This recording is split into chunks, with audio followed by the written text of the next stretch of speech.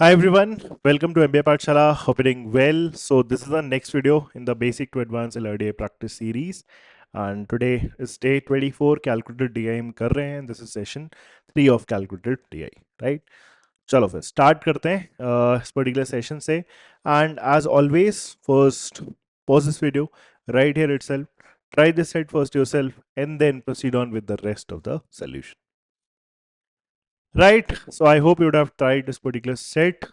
चलो फिर स्टार्ट करते हैं जरा इसको समझना and let's try to solve this.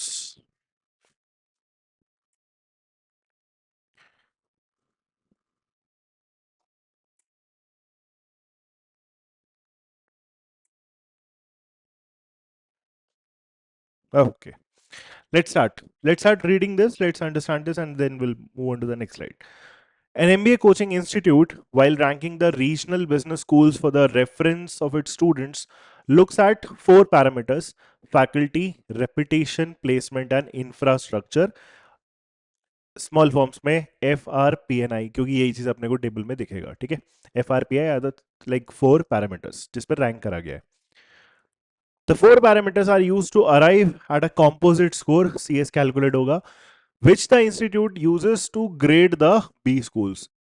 In each parameter, there were 4 possible letter grades given, each carrying certain points. A 10 points, B 8 points, C 6 points, D 4 points, and F का हमारा क्या हो गया 0 points. So यहाँ पे actually में 5 possible letter grades था, right? So F का basically 0 है क्योंकि उसमें कोई rating मिल नहीं रही है, तो इसीलिए 4 लिखा हुआ है कि ABCD में कुछ मिल रहा है, अगर कुछ नहीं मिल रहा है तो उसको हम क्या बोल रहे हैं, F मिल रहा है. ठीक है. The composite score for the college is the weighted sum of the points scored in the 4 parameters, and also the weights of the parameters are 0.1, 0.2, 0.3, and 0.4 in some order. So that is not actually given. That's a catch, which is not disclosed. The grading is based on the following scheme. Now let's understand how to actually go ahead and calculate the composite score. पहले तो आप ये समझ लो composite score calculate कैसे हो रहा है. Weighted average निकल रहा है. तो weighted average निकालने के लिए F, R, P और I का जो वेट्स है इन सम ऑर्डर इज 0.1, 0.2, 0.3 एंड 0.4. किसका क्या है मेरे को नहीं पता. I just give an example. For example इसका अगर 0.1 है, इसका फॉर एग्जाम्पल 0.2 है, इसका 0.3 और इसका 0.4 है. Just an example that actually we have to figure out. अब फॉर एग्जाम्पल बी स्कूल 1 का अगर मैं कॉम्पोजिट स्कोर कैलकुलेट करना चाहता हूं तो मैं क्या देखूंगा, इनको क्या क्या लेटर ग्रेड्स मिला है. सो ए का 10 पॉइंट्स है, बी का 8 पॉइंट्स है, सी का 6 पॉइंट्स है, डी का 4 पॉइंट्स है, एंड एफ का लास्ट दैट इज 0 पॉइंट्स. तो अगर मैं इसका ग्रेड निकाल मतलब कॉम्पोजिट स्कोर कैलकुलेट करना स्टार्ट करूं, जैसे डी का पॉइंट एक्चुअली में कितना होगा 4, या भी 4, बी में 8 और सी में कितना 6. तो एक्चुअली में डी का जो कॉम्पोजिट स्कोर होगा वो कैसा दिखेगा तुम्हें, 4 into 0.1 that is 0.4, plus 4 into 0.2 that is 0.8, plus 8 into 0.3 that is 2.4, and finally 6 into 0.4 that is 2.4 again. ये पूरा जो एडिशन होगा 2.4, 2.4, 0.8 and 4. So this is 48 and 12, 48 and 12, 66 आएगा आपका. So that is the composite score for let's say college A. ठीक है, B school 1. So that is how we'll be calculating the composite score. अब ये वाले टेबल में किसको क्या ग्रेड मिला है, क्या लेटर रैंक मिला है, वो तो मेरे को क्लियर पता है, बट मुझे ये नहीं पता.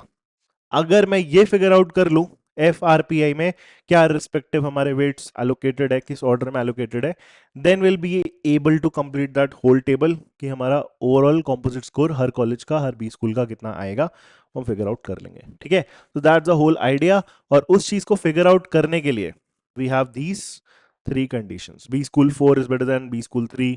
बेटर का मतलब कॉम्पोजिट स्कोर ज्यादा होगा obviously.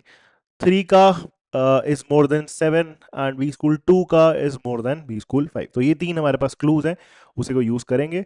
And finally composite score का जो रेंज होगा उसी से डिसाइड होगा उस पर्टिकुलर कॉलेज को कौन सी ग्रेडिंग मिली है. तो for example the fourth question does ask you like which B school या how many B schools received a grade triple and so on. ठीक है, एक ही क्वेश्चन एक्चुअली में इस पर. चलिए फिर स्टार्ट करते हैं जरा इस पर्टिकुलर सेट को सॉल्व करना. Let's try to figure out the weightages assign. Okay, now सबसे पहला काम, FRPI में क्या करते हैं, I just go ahead and like use these three statement, but इनको यूज करने के लिए आपको वेटेजेस को कुछ आपको असाइनमेंट देना पड़ेगा. Definitely you can not go ahead and try out all the possible combination.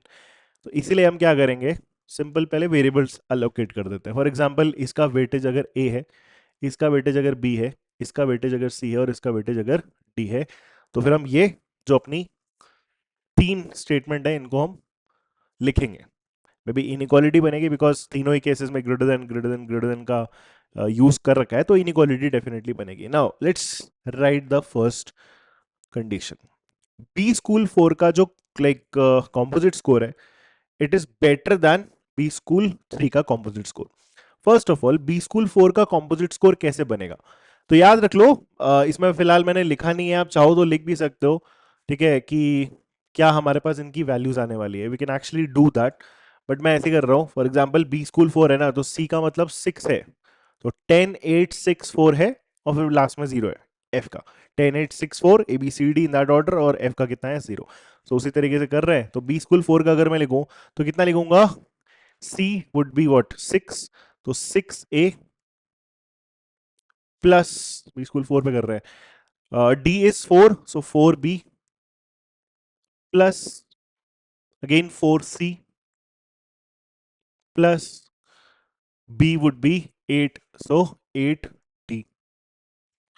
This is better than, so this has to be greater than B school 3 का composite score. So B school 3 का composite score कितना हो जाएगा हमारे पास, 8B और 8A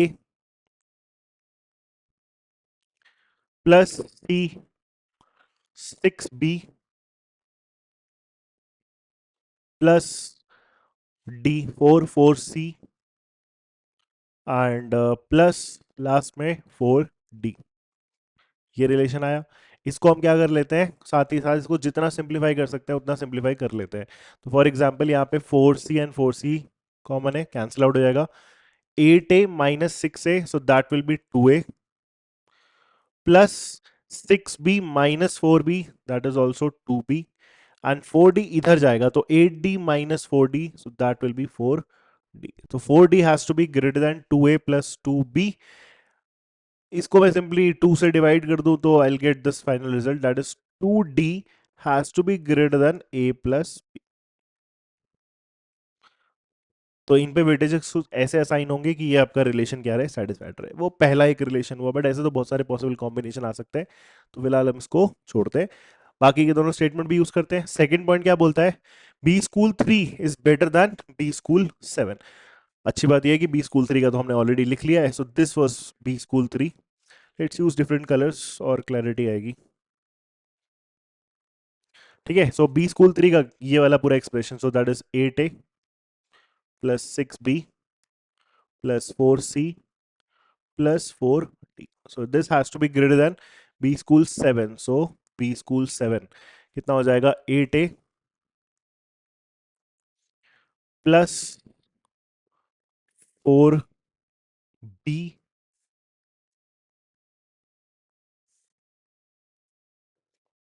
ठीक है, 8A plus 4B plus 4C and last में C, सो 6D. ठीक है, ये एक्सप्रेशन बना. अब इसमें सिंप्लीफाई करो जरा, देखो 8A and 8A will get cancelled out, 4C and 4C will get cancelled out, that's it. हमारे पास रिलेशन क्या आएगा, 6B minus 4B, that is 2B. 2B has to be greater than 6D minus 4D, that is 2D. तो essentially यहाँ से result क्या आ रहा है हमारे पास, 2B greater than 2D है. इसका मतलब हमारा B has to be greater than क्या आना चाहिए, 2 से डिवाइड करने के बाद. तो नेक्स्ट रिलेशन हमारा आया, that is B has to be greater than D. Now let's move to the last expression. वहां से भी पॉसिबली अपने को कुछ एक रिलेशन मिलेगा. तो क्या है, 2 इज बेटर देन 5. तो again 2 is better then 5, 2 and 5 में से किसी का नहीं लिखा है ना, ओके. 2 इज ग्रेटर देन 5, तो 2 का कितना बनेगा, 10A 10B 10A 10B then 8C 8C and finally 10D. This has to be greater than 5. तो 5 का, तो 5 का क्या बन जाएगा, ट्रिपल ए और बी है ना, तो 10A 10B 10C। Nice. 10A 10B 10C और लास्ट वाले में कितना है हमारा बी, सो 8D। इसमें भी काफी कुछ कटेगा। 10A 10B 10A 10B gets cancelled out. Then 10C minus 8C, तो राइट हैंड साइड में हमारा बचेगा 2C। और 10D minus 8D, left hand side में क्या बचेगा हमारा 2D। तो यहां से रिलेशन क्या आ रहा है, 2D ग्रेटर देन 2C, इसका मतलब D has to be greater than. ये हो गए अब हमारे वो मेन तीन रिलेशंस। अब इन्हीं को यूज करके हमें क्या करना है, ए बी सी डी पे हमें वेट असाइन करना है। नाउ इनको देखो, ध्यान से देखो। अब बी ग्रेटर देन डी है और डी ग्रेटर देन सी है। पहले तो तुम्हें ये दोनों बिल्कुल लगेगा कि हाँ इन दोनों को मिक्स कर सकते हैं, बिकॉज बी डी से बड़ा है और डी हमारा सी से बड़ा है। तो एक कॉमन रिलेशन लिख सकते हैं ना कि बी हमारा डी से बड़ा है, डी हमारा सी से बड़ा है, and A would be somewhere. और ये दोनों हो गया एक कॉमन रिजल्ट। और ये हमें मेन सेटिस्फाइड रखना है कि 2D has to be greater than a plus B होना चाहिए। Now think about this. ये जो D है, इसी के ऊपर फिर से कंडीशन है कि इसका डबल a प्लस बी से बड़ा होना चाहिए। अब देखो D में हम क्या वैल्यूज असाइन कर सकते हैं, जरा इसको मेंटली सोचना, लिख के भी कर सकते हो, मेंटली भी सोच सकते हो। D में फॉर एग्जाम्पल .1 तो बिल्कुल नहीं जा सकता है, क्योंकि .1 से छोटा अपने को C को देना पड़ेगा, बट कोई वैल्यू ही नहीं है। सो D can not be .1। For the same very reason, D cannot be 0.4 as well, क्योंकि B को D से बड़ा होना है ना, तो D को तुम 0.4 कैसे दे सकते हो, तो लीस्ट नहीं ले सकता और हाईएस्ट नहीं ले सकता। So now the only choices for D left are 0.2 and 0.3। अब क्या हम D को 0.2 दे सकते हैं? अगर मैंने D को 0.2 दिया तो C डेफिनेटली 0.1 होगा, एंड नाउ बी 0.3 या 0.4 में से कुछ भी होगा, और जो बचा हुआ वैल्यू होगा वो ए में आ जाएगा। तो ये दोनों जो वैल्यू है ए एंड बी, जो कि यहां भी प्रेजेंट है, ये दोनों इन सम पॉसिबल ऑर्डर 0.3 एंड 0.4 है। तो 0.3 एंड 0.4 का सम कितना बन जाएगा, 0.7। तो क्या 2D 0.7 से बड़ा है? द आंसर इज नो, क्योंकि 0.2 है डी ना हमारा, 2 मल्टीप्लाई करोगे तो कितना बनेगा, 0.4 ही तो बन पाएगा। तो 0.4 is definitely not greater than 0.3 plus 0.4 that is 0.7। इसलिए आई एम ऑल्सो श्योर कि 0.2 नहीं आएगा। अब बिकॉज वहां पे 0.2 नहीं आया, तो यहां पे फिर डेफिनेटली फिर क्या आएगा, डी में 0.3 आएगा। नाउ इसमें अगर 0.3 आ रहा है तो एक बात की श्योरिटी है कि बी में कितना आएगा, फिर 0.3 से बड़ा नंबर एक ही है, दैट इज 0.4। तो बी फिक्स हो गया, डी फिक्स हो गया। नाउ ए एंड सी को आपको बस 0.1 एंड 0.2 देना है, सच दैट ये कंडीशन सेटिस्फाइड रहे, दैट्स ऑल। तो 0.1 एंड 0.2। अब डी 0.3 है ना, उसका डबल कितना होगा, 0.6। तो b प्लस ए 0.6 से क्या होना चाहिए, छोटा होना चाहिए। तो डेफिनेटली फिर हम a में 0.2 नहीं रख सकते, बिकॉज 0.2 प्लस 0.4 इज बेसिकली 0.6। हमें 0.6 से इसके डबल से छोटा रखना है a और b का सम। इसीलिए a पे क्या आएगा, 0.1, एंड ऑटोमेटिकली फिर c पे क्या आ जाएगा, point. Right, so that is the final weightages. ठीक है, कि a का 0.1 हो जाएगा, चाहे तो लिख भी ले। तो a वुड बी 0.1, ठीक है, b would be 0.4 and C would be 0.2 and D would be 0.3। ये हो गए हमारे वेटेजेस। राइट, तो ये था मेन आपका जो पोर्शन है, बिकॉज इसके बाद तो हम डेफिनेटली जो कॉम्पोजिट स्कोर है वो बिल्कुल कैलकुलेट कर सकते हैं। So I hope you got this. Now let's start calculating. ठीक है, डी में 0.3। चलो let's do the calculation now. So carefully calculate करेंगे। ठीक है, let's start with this. So D, जहां जहां ए है बाय द वे, वो सीधे सीधे वो नंबर आ जाएंगे, बिकॉज ए की वैल्यू क्या है आपकी, 10 ही तो है। तो 10 इंटू कुछ भी करोगे तो बस वो डेसिमल ही खत्म हो जाएगा। 10 इंटू 0.1 इज 1, 10 इंटू 0.4 इज 4। तो ए वाली सारी वैल्यू लिखते हैं पहले। सो ये कितना हो जाएगा, जहां जहां ए है, so this would be 1, this would be 4, this would be 3।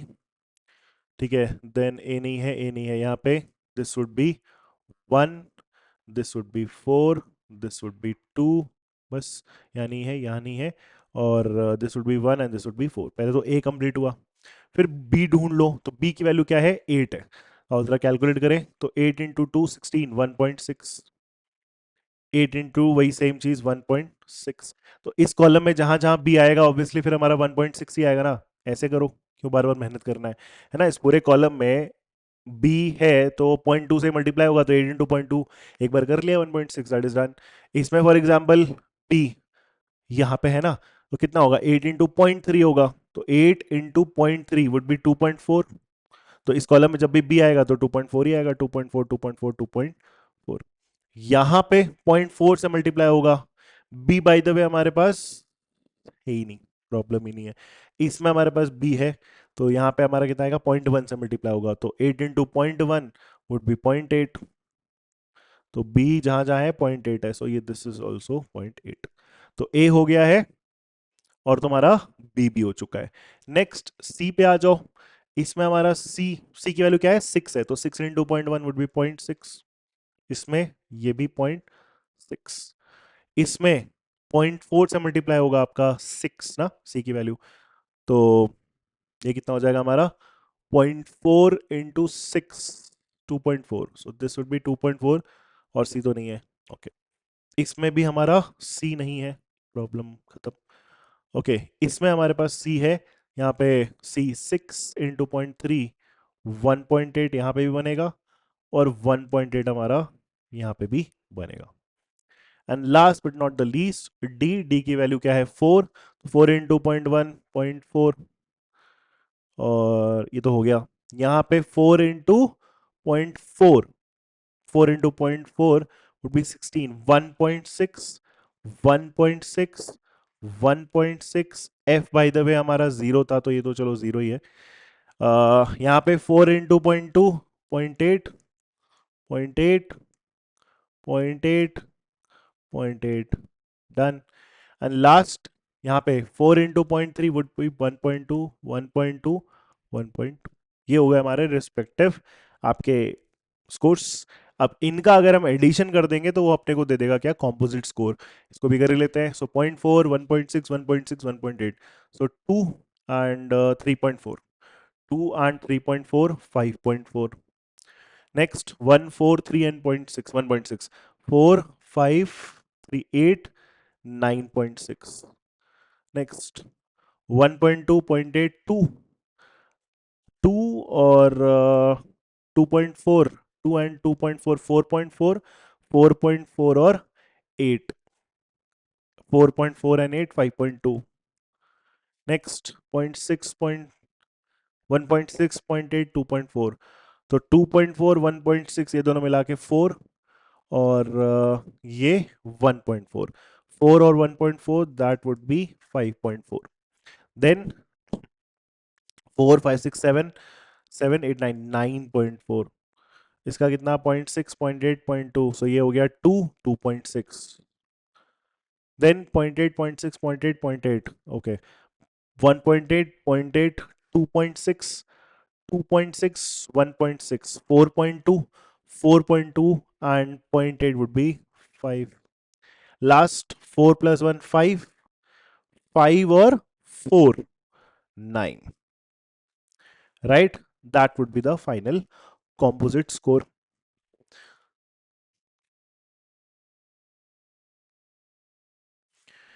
ठीक है, now let's take a look at the questions.